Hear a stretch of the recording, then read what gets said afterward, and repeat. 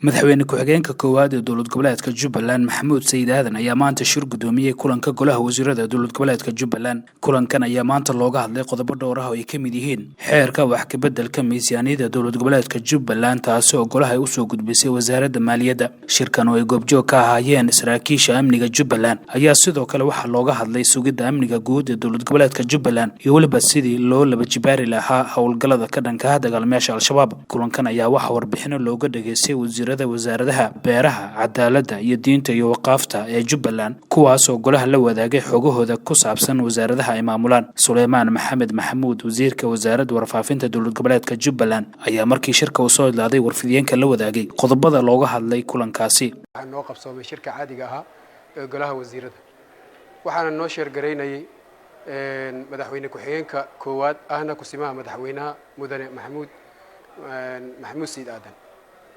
waxaa looga hadlay afar qodobka koowaad waxaa laga hadlay siyaasadda Soomaaliya iyo siyaasadda Jubbaland iyo amniga iyo arrimaha doorashooyinka iyo dagaalka argagixisadu beryahan ay ku hayaan Soomaaliya guud ahaan Soomaaliya gaar ahaan Jubbaland.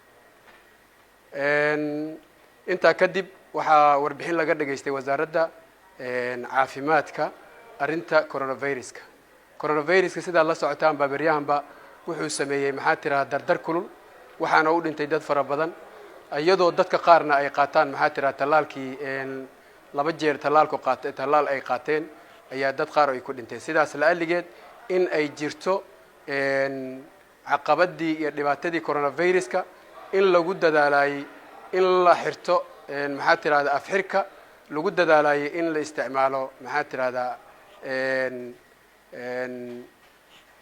aaladda gacanta lagu dhaqdo ama gacanta la marsado.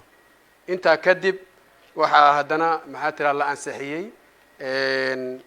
ansixiyey isbeddelka miisaaniyadda 2021 waxaana cod aqlabiyada ku ansixiyey golaha wasiirada iyadoo loo gudbin doono golaha sharci dejinta. inta kale waxaa laga hadlay warbixin laga dhageystay wasaaradda beeraha oo soo gudbisay dhibaatada ka jirta dhinaca dalaga xoolaha beeraha iyo waxqabadka ee loo baahan yahay in dadku ay tacbadaan beeraha. midda saddexaad waxaa looga hadlay waxaa warbixin laga dhageystay wasaaradda cadaaladda oo qabatay shaqo muhiim ah. midda kale waxaa laga soo qaaday dagaalada argagixisadu ay ka wadaan beryahan la dhihi jiray Baarsanguuni meesha la yiraahdo Buula Gaduud iyadoo ay ay ka faa'iideysanayaan waqtiga doorashada ah.